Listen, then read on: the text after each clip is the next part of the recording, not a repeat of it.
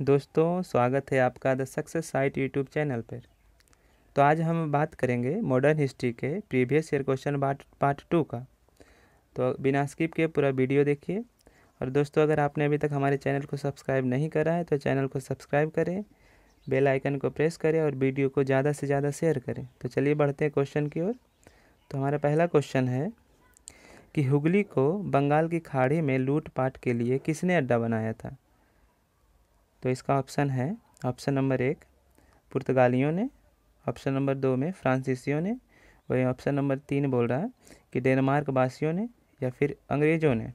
तो इसका right answer होगा पुर्तगालियों ने।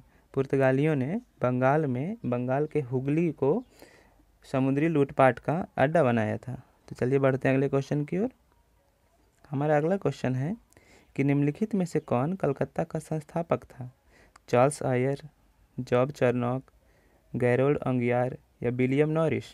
तो इसका राइट आंसर होगा जॉब चार्नॉक। जॉब चार्नॉक ने कलकत्ता की स्थापना की, जो कालीकत, गोविंदपुर और सूता नदी को मिलाकर बनाया था। वहीं कलकत्ता में ही फोर्ट विलियम का निर्माण करवाया था और जिसका पहला प्रेसिडेंट सर चार्ल्स आयर थे। वहीं ऑप्शन सी को देखें तो गैरियोल्ड अंगियार ने आधुनिक मुंबई की नींव रखी थी। चलिए बढ़ते हैं अगले क्वेश्चन की ओर। अगला क्वेश्चन है, निम्नलिखित पे विचार कीजिए। और पॉइंट नंबर 1 में है मृदा के स्वरूप तथा उपज के गुणों के आधार पर भूमि राजस्व का मूल्यांकन। और पॉइंट 2 में है युद्ध में चलती फिरती तोपों का उपयोग। और पॉइंट नंबर 3 में है कि तंबाकू और लाल मिर्च की खेती। तो इनमें से बताना है कि कौन सा अंग्रेज़ों द्वारा भारत को देन थी। तो ऑप्शन नंबर 1 में कह रहा है कि केवल एक, वहीं ऑप्शन 2 में कह रहा है 1 और 2, ऑप्शन 3 में कह रहा है 2 और 3 और ऑप्शन डी में कह रहा है कोई भी नहीं। तो इसका राइट आंसर होगा ऑप्शन नंबर सी, 2 और 3। चलती फिरती तोपों का उपयोग और तंबाकू और लाल मिर्ची की खेती अंग्रेज़ों की देन थी। तो चलिए बढ़ते हैं अगले क्वेश्चन की ओर। तो हमारा अगला क्वेश्चन है कि भारत में यूरोपीय शक्तियों का प्रवेश के संदर्भ में निम्नलिखित में से कौन सा कथन सही नहीं है। इसमें बताना है कि यूरोपीय शक्तियों के प्रवेश में कौन सा कथन सही नहीं है। पुर्तगालियों ने 1499 में गोवा पर कब्जा किया था। बताइए सही है या गलत। तो ये गलत है, क्योंकि गोवा पे कब्जा पुर्तगालियों ने 1510 ईस्वी में किया था। उस समय गोवा पे अधिकार था आदिल शाह का, जो कि एक बीजापुर का शासक था। वहीं ऑप्शन बी देखते हैं कि अंग्रेज़ों ने पहला कारखाना दक्षिण भारत में मछलीपट्टनम में लगाया था। तो ये राइट है, क्योंकि अंग्रेज़ों ने 1611 ईस्वी में दक्षिण भारत के कालीकट में अपना पहला अस्थायी कारखाना लगाया था। वहीं ऑप्शन सी की बात करें तो पूर्वी भारत में अंग्रेज़ कंपनियों ने 1633 में उड़ीसा में पहला कारखाना लगाया था। तो ये भी सही है, क्योंकि उड़ीसा में पहला कारखाना बालासोर में लगाया था अंग्रेज़ों ने। वहीं 1632 ईस्वी में गोलकुंडा के शासक ने सुराना फरमान जारी किया था अंग्रेज़ों के लिए। वहीं ऑप्शन डी का बात करें तो डुप्ले के नेतृत्व में फ्रांसीसियों ने 1766 में मद्रास पर कब्जा किया था। तो ये भी सही है। तो चलिए बढ़ते हैं अगले क्वेश्चन की ओर। हमारा अगला क्वेश्चन है कि भारत के साथ व्यापार के लिए सर्वप्रथम संयुक्त पूंजी कंपनी किन लोगों ने प्रारंभ की। तो बताइए इसका राइट आंसर क्या होगा। पुर्तगाली ने, डच ने, फ्रेंच ने या डेनिश ने। तो इसका राइट आंसर है ऑप्शन नंबर बी, डच ने। वहीं ऑप्शन ए को देखें तो पुर्तगालियों ने 1503 ईस्वी में अपनी पहली कोठी कोचीन में बनवाई थी।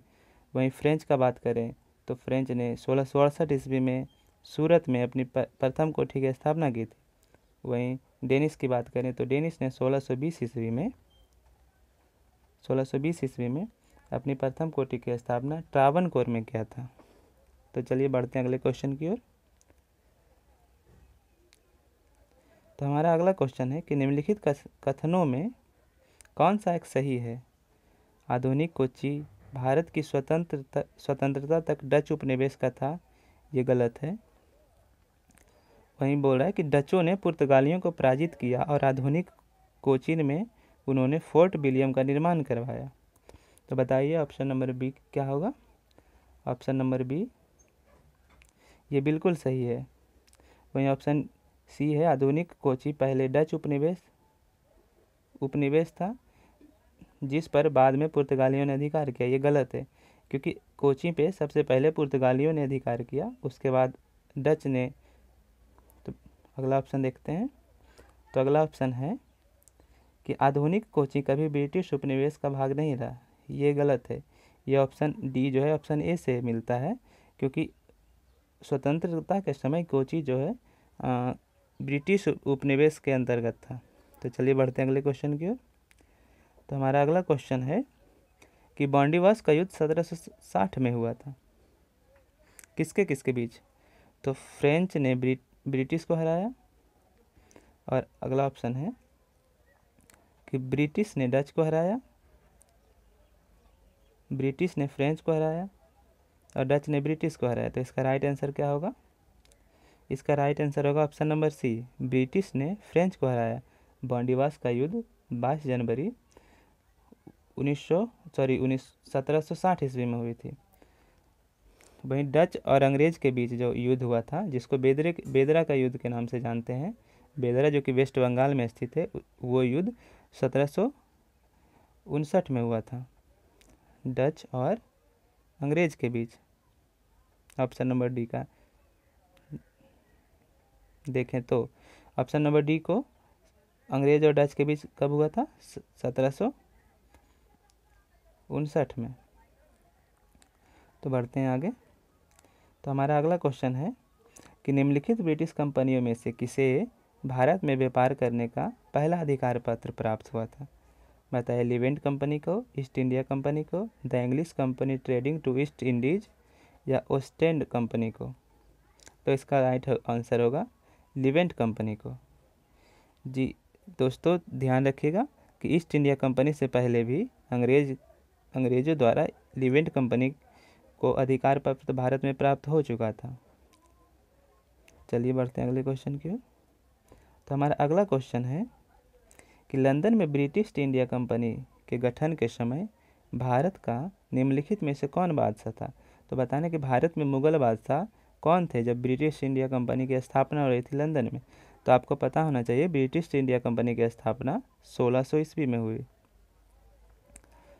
तो इसमें बताइए कौन सा आंसर होगा, अकबर, जहांगीर, शाहजहां, औरंगजेब। तो इसका राइट आंसर होगा ऑप्शन नंबर ए, अकबर। जब ब्रिटिश इंडिया कंपनी की स्थापना लंदन में हुई थी 1600 ईस्वी में, उस समय भारत में मुगल शासक अकबर का शासनकाल था। चलिए बढ़ते हैं अगले क्वेश्चन की ओर। तो हमारा अगला क्वेश्चन है कि किस मुगल सम्राट के काल में ईस्ट इंडिया कंपनी ने भारत में सर्वप्रथम कारखाना स्थापित किया था। अकबर के काल में, जहांगीर के काल में, शाहजहां के काल में, वहीं औरंगजेब के काल में। तो आपको पता होना चाहिए कि ईस्ट इंडिया कंपनी ने भारत में सर्वप्रथम कारखाना 1608 ईस्वी में सूरत में स्थापित करने की कोशिश की, वहीं 1611 में मसूलीपट्टनम में स्थापित किया। तो उस समय भारत में जहांगीर का शासन था।